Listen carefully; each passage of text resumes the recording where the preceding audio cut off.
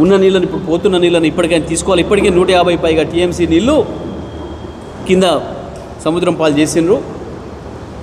ఇప్పటికైనా వస్తున్న నీళ్ళని ఎత్తాలి. రేపటికి హైదరాబాద్ నగరంతో సహా మొత్తం తెలంగాణలో ఆ 7 జిల్లాల్లో సాగునీళ్ళకు మంచినీళ్ళకు తాగునీళ్ళకు కూడా కావాల్సిన ఏర్పాటు చేయాలి. మరొక వైపు కృష్ణ కింద కూడా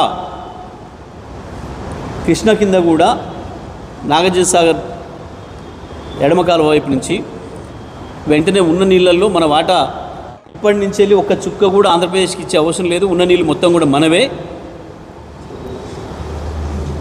ఒకసారి చూపించిన వీళ్ళ గొప్పతనం. దీనికి మేమైతే బంద్ చేయలే కదా, మేము అందరమే కూర్చున్నాం కదా. దీని గొప్పతనం. వెంటనే ఎడమ కాలువ వైపున్న చెరువులలో కూడా నీళ్ళు నింపాలి. ఎస్ఎల్బిసి కింద కావచ్చు, సాగర్ కింద కావచ్చు, అంతటి కూడా చెరువులకు నీళ్ళు ఇవ్వాలి వెంటనే. రేపు రాబోయే తీవ్ర కరువు పరిస్థితుల నుంచి ప్రజలకు ఉపశమనం కల్పించాలి. దానికి తోడుగా విద్యుత్తును మళ్ళీ 24 గంటల విద్యుత్తును పునరుద్ధరించాలి. నేను ఈ మాట స్పష్టంగా పడుతున్నా.